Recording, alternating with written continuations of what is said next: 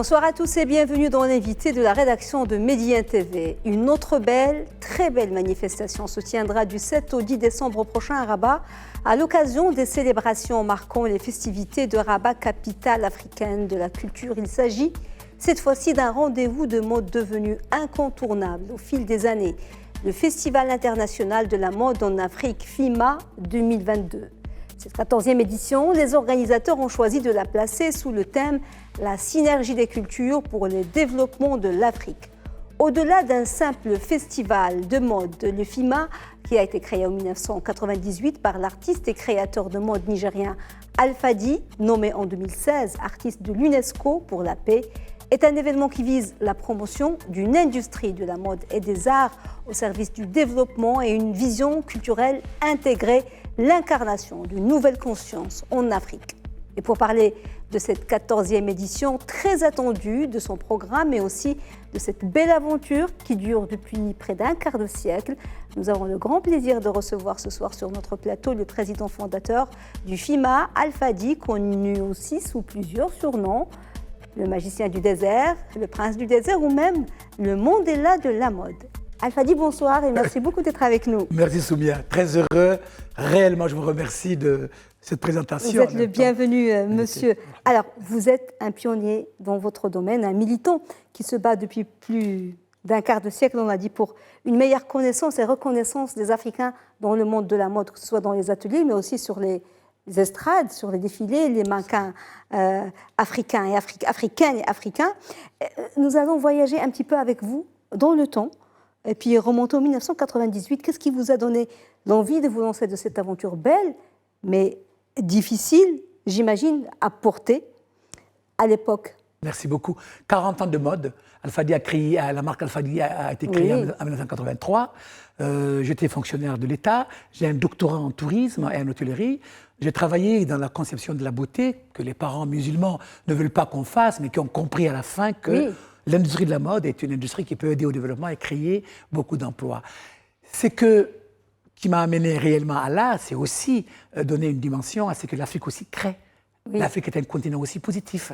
Visiter le tourisme africain, venir sur le continent et aller acheter un parfum Alpha Dy ou un costume Patéo ou un vêtement de Karim Tassi, pour moi, c'est une manière de montrer que l'Afrique aussi a des valeurs et c'est de cette manière que je vois la chose. Je suis tellement persuadé que cette industrie peut apporter beaucoup. Et puis aussi qu'on voit beaucoup de grands artistes, qu'ils soient musiciens, qu'ils soient designers, qu'ils soient créateurs de mode, s'inspirer aujourd'hui de l'Afrique, du patrimoine africain, alors que les enfants de l'Afrique devraient être mis en avant. On n'est pas contre les fusions et puis l'inspiration, mais il faut aussi...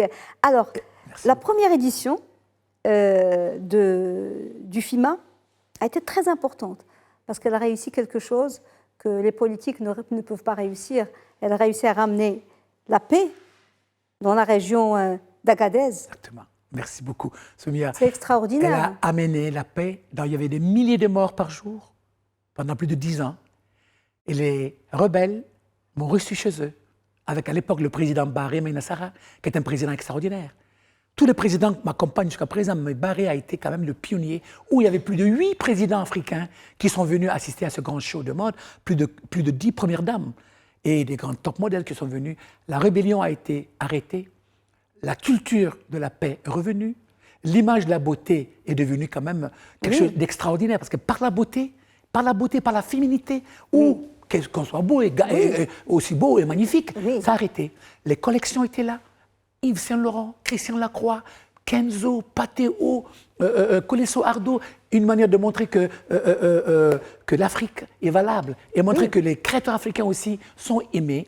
Il s'agit uniquement de leur donner cette chance pour être ensemble, pour qu'aujourd'hui l'économie africaine puisse aussi tourner, aussi être créateur d'emplois. Absolument, et ça illustre aussi que l'art peut avoir un pouvoir aussi puissant, si ce n'est plus, que la diplomatie ou qu'autre chose. Alors, vous avez déclaré que le FIMA est l'occasion de mettre en exergue l'identité culturelle du continent africain, les potentialités économiques, et vous avez tenu, vous le faites tout le temps, de toute façon, toutes les éditions, à ce que les débats soient au cœur de cet événement de mode. Ce n'est pas que le glamour et les paillettes. Non. C'est au-delà de ça. Cette année encore, nous sommes en train de faire des colloques sur lesquels il y a 3 gros sujets. Le premier grand sujet, comment comment financer la mode.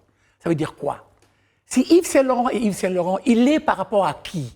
Par rapport aux grands financiers, qui est Pierre Berger, qui est par rapport à des grands financiers européens et américains qui ont mis de l'argent sur la marque Pierre Berger. Si Vuitton est Vuitton, il est par rapport à qui? Par rapport à LVMH, qui a mis des milliards aussi dedans. L'Afrique aussi doit être financée par les grands créateurs, par les grands financiers, par les grands gouvernants, par les grands qui ont les moyens de mettre de l'argent sur les créateurs africains. Pareil, nous avons un colloque sur la protection intellectuelle. Comment protéger nos marques? Vous avez dit tout à l'heure, nos pièces sont copiées, nos motifs sont pillés, nos bijoux sont pillés, et l'Afrique ne dit absolument rien. Il n'y a pas de royalties versées, il n'y a rien. Nos dirigeants politiques, culturels doivent être derrière nous pour qu'on puisse trouver la solution. Le troisième point, c'est l'éducation. On doit éduquer. Quand on n'a pas éduqué pour la bonne finition, on n'a pas éduqué pour la qualité du travail, quand on n'a pas éduqué pour tout ce qui se passe aujourd'hui sur le continent africain, on ne peut pas. On doit éduquer nos enfants, on doit les amener réellement à comprendre que la culture, l'éducation de la culture de la mode, l'éducation de la culture de la bijouterie, de la maroquinerie, et les artistes doivent être éduqués. Bien sûr. Voilà, si on n'a pas éduqué, si l'école n'existe pas sur le continent africain, comment voulez-vous qu'on puisse faire des grands créateurs de demain ou des grands ingénieurs? Absolument. Donc vous devez être accompagné par les politiques, par les pouvoirs publics, les décideurs. Et il y a l'UNESCO qui vous accompagne depuis très très très longtemps. Et vous avez été nommé en 2016 artiste de l'UNESCO pour la paix. Elle vous fait confiance, l'UNESCO, et aujourd'hui vous faites un travail formidable en partenariat avec... Absolument. L'UNESCO en 1998 était tellement heureux de voir cet arrêt de ces bagarres pour amener la paix réelle par la culture et par l'art.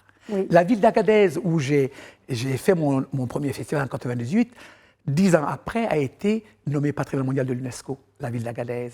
La ville ancienne aussi d'Agadez, c'est une chose incroyable. La directrice générale d'antan m'a nommé artiste pour la paix. Aujourd'hui, Madame Audrey Azoulay, que je rends hommage, qui fait un travail incroyable, vient de me nommer il n'y a même pas 2 mois ambassadeur de bonne volonté de l'UNESCO. Ça veut dire que les grades ne font qu'augmenter pour que nous puissions ensemble travailler sur le continent, donner une dimension de paix. Sans paix, il n'y a pas de développement. Sans paix, il n'y a pas d'argent. Sans paix, il n'y a pas d'amour. Donc l'UNESCO... Pas de création. Pas de création, exactement. Et l'UNESCO prépare, dans le colloque, dans les conférences que nous faisons sur le textile africain, en marge de ce festival-là, tous les résultats, tous les grands stars qui parlent de mode africaine, qui parlent d'industrie de la mode africaine, l'UNESCO les a invités en novembre, on va faire une grande réunion et les conclusions. Et le grand travail sera lu à Rabat pour démontrer que Rabat, il y a 30 ans, il y a 40 ans, tous les grands créateurs produisaient au Maroc. Au niveau de la bijouterie, au niveau de la maroquinerie, au niveau des vêtements, ils sont partis en Chine, peut-être. Ils sont partis en Inde, peut-être. Mais aujourd'hui, l'Afrique va les recevoir. Oui, parce que même les chaînes de valeur sont en train de changer, sont en train de revenir. Maintenant, on veut des pays... On est pour la proximité. La pandémie, on a tiré des leçons. Le monde se métamorphose. Exactement, il change, le changement climatique, le coton, le café, le cacao, l'image de ce que nous voulons que l'Afrique ait, qui sont de mode aujourd'hui, l'Afrique doit avoir sa part. C'est pour ça que c'est très important aujourd'hui que le combat que nous menons pour que cette industrie culturelle, son économie, son énergie, que l'Afrique aussi gagne une partie. Absolument. Vous allez parler maintenant de cette 14e édition du FIMA. Ce n'est pas... On a dit la première fois que le festival se tient au Maroc. Vous avez fêté votre anniversaire dans la belle ville de Dakhla, le 20e, il y a 4 ans. Et pour son... il a eu beaucoup de succès. Vous avez ramené des musiciens. Absolument. Vous avez ramené, entre autres, on a amené les musiciens ivoiriens. Les musiciens ivoiriens. On a amené Tarhanin. On a amené...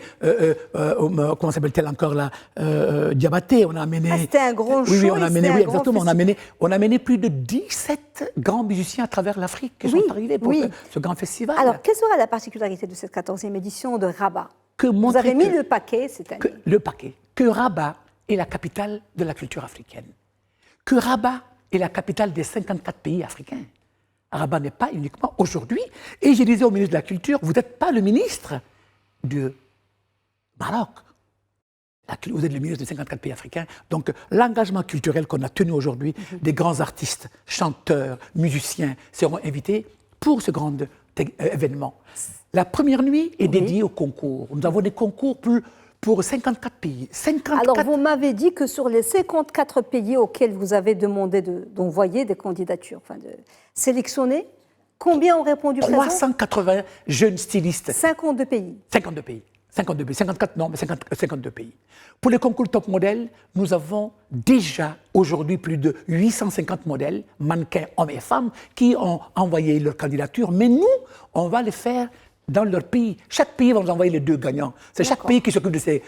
C'est pas nous de choisir les plus belles femmes chez eux. On envoie comment ça se passe pour leur expliquer et ils respectent. Ça, c'est pour les top modèles. Ça, c'est pour les top modèles. Et les 360 déjà candidats qu'on a eus, qui ont envoyé le dossier, on va les juger ici à Rabat pour choisir les 10 meilleurs qu'on va inviter et faire venir. Après, il y a le concours de la bijouterie, les concours de la maroquinerie et les concours du textile pour choisir les meilleurs de ce continent africain qui peut aujourd'hui être les grands créateurs, les grands bijoutiers, les grands tisseurs. Tous les savoir-faire africains. Donc, on travaille sur ce concept-là et nous allons rendre hommage à 2 artistes chaque soir. On ne dira pas le nom ici, 2 grands artistes marocains, sud-africains, zimbabwéens, kenyans, du continent qui seront là pour rendre hommage à ce que Sa Majesté le roi Mohamed VI a toujours voulu. L'Afrique ensemble, l'Afrique, je suis revenu, l'Afrique, je suis avec vous. Donc, montrer que ce grand roi qui a toujours montré cette dimension culturelle artistique du continent africain, nous sommes contents. On est jouable. On veut montrer que nous aussi, on est créatifs. On n'est pas que des gens qui font de la politique, des fois, ou des coups d'État, ou qui font des choses comme ça. Je comprends tout ça, parce que peut-être ils ne sont pas heureux. Mais nous voulons leur amener la culture pour adoucir les mœurs, pour leur amener qu'on doit s'entendre, on doit s'aimer. Et je crois que Sa Majesté a beaucoup compté dans ça, dans la paix, dans l'histoire que nous faisons aujourd'hui, que la beauté remplace tout ça. Alors, vous êtes ici spécialement pour une conférence de presse qui aura lieu le mercredi. Inch'Allah. Pour parler de cette 14e édition. Où est-ce que vous en êtes dans les préparatifs? Je pense que vous êtes déjà bien avancé. Absolument. Mais il reste tellement de choses parce que c'est un grand événement. On est très bien avancé. Je voulais aussi parler aussi de la dernière nuit, qui est une nuit quand même des 5 continents. Les 5 continents. Les 5 continents. De quoi s'agit-il exactement? Il s'agit de tous les créateurs mondiaux. Que ce soit comme au Niger, Yves Saint Laurent, Christian Lacroix, Kenzo, tous les grands créateurs américains, chinois, japonais qui sont venus. L'exemple, ils ont fait. Mais l'Afrique aussi a ses grands créateurs qui vont défiler aussi cette grande nuit. Cette grande nuit est une nuit des premières dames, où on a invité des premières dames. On a invité des grandes dames, des VIP à venir, pour venir voir ce que l'Afrique est. L'Afrique aussi, sa création. Donc le combat, il est très grand par rapport à tout ce que nous sommes en train de préparer. Oui.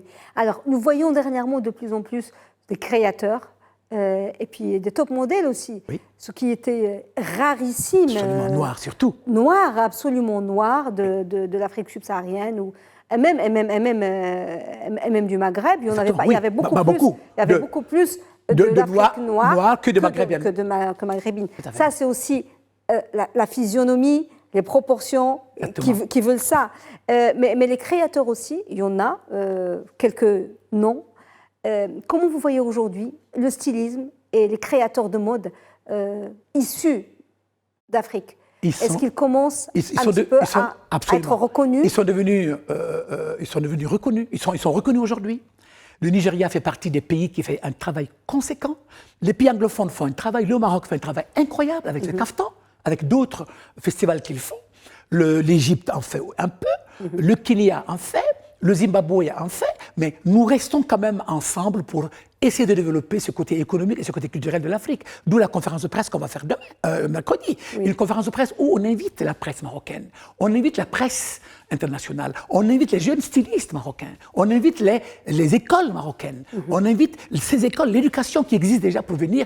Tout le monde doit être avec nous du 7 au 10 décembre prochain pour fêter la beauté, la création. Alors, vous avez parlé justement des écoles, et c'est très important, et vous aviez créé, à un moment, l'école supérieure de la mode et des arts au Niger. Absolument. Que devient ce beau projet? Ce beau projet-là, c'est un projet qui date Est-ce qu'il est possible de le décliner? Ah, il est magnifique, c'est un beau projet qui sera décliné dans les pays africains après, mais que le siège de 3000 m² a été déjà fait, mais on n'a pas fini la construction. On a fini la construction de ce beau projet parce que le projet prend un peu de retard, parce que c'est un grand projet que je veux panafricain, international, où nous allons accueillir la diaspora. Vous savez que nous avons aussi une diaspora marocaine, nigérienne, togolaise, béninoise, au Brésil, en Afrique, aux États-Unis, en Europe, qui veulent tous venir apprendre, qui veulent tous venir aussi développer leur continent. Donc l'école est une des priorités que Al-Fadi a fait. C'est une des priorités que j'ai depuis 45 ans que je fais la mode africaine. Depuis 45 ans que je travaille sur la mode, depuis 24 ans que je fais le FIMA, Le résultat final est l'éducation et que l'école soit une entité incroyable. On va accueillir, ça va être même une école-usine. Si un Marocain n'a pas les moyens de faire sa collection ici, il peut venir le faire au Niger, le produire au Niger et le vendre ailleurs. Si un Togolais n'a pas la chance, ou un Français, beaucoup de Marocains d'origine française, ils n'ont pas beaucoup de moyens pour faire leur collection chez eux, ils peuvent venir. Donc c'est une école-usine qui peut produire et qui peut aider les jeunes créateurs à être reconnus, à être... voilà. Et ça, c'est des choses que nous tenons, je tiens à ça, et je crois que c'est quelque chose de très important pour moi. Alors, du 7 au 10 décembre, c'est la 14e édition du FIMA, mais il n'y a pas que ça. Vous avez des projets plein la tête. Absolument. Vous faites beaucoup de choses. Absolument. Sur quel projet travaillez-vous actuellement? Nous travaillons... Parce que vous ne vous arrêtez pas. Nous travaillons sur le Café Al-Fadi. Nous travaillons sur un grand projet d'abord le festival. Bon, chaque soir, il y aura l'after party. Oui. Il y aura une exposition des jeunes talents. Il y aura des ventes privées. Il y aura des personnages qui seront des jeunes dames qui sont d'ailleurs à Rabat, qui s'occupent de plus de peut-être 40 à 50 stands. Il y aura une exposition de peinture avec M. Wardan, qui est un ami qui a créé un travail de qualité où on a même peint. On va même voir les tableaux d'Al-Fadi cette fois-ci. Et je crois que c'est très important. Nous avons une dame qui s'appelle Yvette Taille, qui travaille avec moi aussi, qui fait un travail de qualité pour amener peut-être les jeunes stylistes d'origine africaine, sénégalaise ou même ivoirienne qui sont basés à Rabat, montrer leur collection. Donc je travaille à ce moment-là sur le Café Al-Fadi, qui est un programme qui est surtout un processus incroyable de boutique, un concept store, où tu viens prendre ton café. Le café est signé Al-Fadi.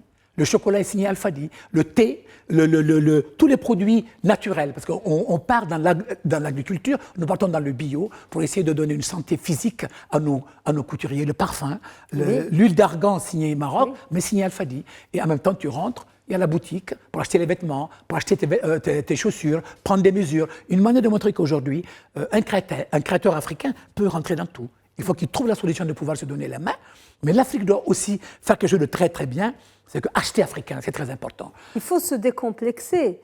On peut avoir des partenariats avec l'Occident, il n'y a aucun problème, absolument. Mais on doit être conscient de notre propre valeur et que... Le porter, l'acheter et être magnifique, je crois que c'est très important pour nous. C'est comme j'ai vu ici, il y a des grands produits de produits de beauté comme il y a N1, beaucoup de choses que les créateurs commencent à faire. Ça, c'est une chose, comme des créatifs magnifiques de Marrakech, des créatifs de Fès pour le cuir. Et le Maroc est un exemple même. Si nous faisons ce festival, Dakhla était magnifique, mais Rabat sera féerique, une ville fleur, une ville de beauté, une ville qu'on va habiller. Justement, je vais créer les boucles d'oreilles pour Rabat, je vais créer la rouge et lèvres pour Rabat pour que ça soit encore la plus belle ville du monde. Justement, on parle de beauté. Très important, dans quel écrin vous allez mettre ce beau bijou, ce beau festival? Quel est le lieu que vous avez choisi? Le lieu, j'ai choisi le Palais Sheila. Pour moi, le Palais Sheila, c'est beau, hein? Ah oui. C'est le plus beau lieu que Rabat est. Le Palais Sheila, c'est l'authenticité. Le Palais Sheila, c'est l'image du Maroc. Le Palais Sheila, c'est l'image de Rabat. C'est là où on fera tout. On fera des grandes expositions. On fera l'ouverture officielle avec les 54 pays, avec les drapeaux des pays, pour montrer que la beauté est là. Les mannequins, les chanteurs vont avancer sur la ville de Rabat pour dire Rabat, on est là pour que la mode soit un outil de développement, un outil conséquent économique pour que plus jamais la pauvreté, plus jamais qu'on dit que les créateurs n'ont pas les moyens. Une manière de montrer que dans le cadre de Rabat, capitale de culture africaine, ce festival a eu lieu et ça fait... Et puis que la culture est un levier de développement et qu'elle rapporte, ce n'est pas que de la culture, ce n'est pas un passe-temps, parce que nous, Africains, on a tendance à croire que de prendre à la légère, que c'est du luxe, et que... Voilà. Mais ça peut enrichir et ça peut être un véritable levier. C'est dans beaucoup de pays africains, on pense que réellement quand on fait de la mode, on fait de n'importe quoi, quand on chante, on est des voyous, on ne comprend pas, les chanteurs c'est des artistes. Les artistes doivent être respectés, c'est des dons de Dieu les artistes. Dieu amène, l'Europe profite, beaucoup de nos enfants partent, ils fuient, ils ne veulent même plus revenir sur notre continent. Aujourd'hui on doit les récupérer. Sa Majesté l'a compris, le Maroc l'a compris, ça c'est très important de pouvoir garder nos artistes. J'ai vu beaucoup d'artistes marocains qui reviennent chanter, qui reviennent danser, qui font des choses incroyables, qui créent de l'emploi. Ça, c'est une chose qu'il faut absolument encourager pour que ces acteurs au développement culturel, l'industrie culturelle puisse rester pour faire du tableau. J'ai des amis qui vendent des tableaux de la peinture à $150 000. Khoutbe Mehdi, un ami, c'est quelqu'un de fantastique qui est patron des musées aujourd'hui, fait un travail conséquent. Et ce travail, il doit donner cette chance à tous les grands acteurs de la peinture marocaine, de gagner de l'argent africain. Parce que Arkan Africa a été créé par Wardan. C'est une chose incroyable. Il réunit plus de 25 pays africains. Oui. C'est des choses qu'il faut continuer à faire. Nous avons beaucoup de partenaires au développement qui veulent nous accompagner par rapport à ça. La culture est un levier de développement incroyable. Et je crois qu'on dit que la musique a adouci les mœurs. Moi, j'ai dit la culture adouci les mœurs. Et c'est comme ça qu'il faut continuer à travailler pour que le Maroc soit notre exemple. On a des pays formidables, mais le Maroc, c'est la magie. Quand on vient, on est heureux. Quand on part, on est malheureux. Quand on mange du couscous, quand on mange des belles choses, hein, on est fiers de pouvoir voir ce beau pays qui est là et qui continue à œuvrer pour notre continent et pour le panafricanisme. De toute façon, vous allez partir, mais vous allez revenir bientôt et vous allez rester assez longtemps. Parce que ça demande beaucoup de préparation à un événement de cette envergure. Al Fadi, merci beaucoup d'avoir été avec nous ce soir. Je rappelle que vous êtes le président fondateur du FIMA Al Fadi, artiste de l'UNESCO pour la paix, et que vous venez d'être nommé ambassadeur pour la paix. Et même, excusez-moi, je veux couper la parole, monsieur Elombassi, Jean-Pierre Elombassi, du CLJ, vient de me nommer membre d'honneur du CLJ Afrique. Ça veut dire que membre d'honneur des Africités, pour montrer qu'aujourd'hui, nous travaillons dans le concept de l'Afrique, mais les villes et les villages ne sont pas oubliés. Et très important, vous étiez là ce soir pour nous parler de la 14e édition du FIMA, le Festival international de la mode africaine qui se tiendra cette année à Rabat, capitale de la culture africaine du 7 au 10 décembre prochain. Un rendez-vous à ne pas manquer sous aucun prétexte. Merci, monsieur Al Fadi. Merci beaucoup, Sonia. Madame, monsieur, merci beaucoup de nous avoir suivis. Bonne suite des programmes sur Média TV. Très belle soirée.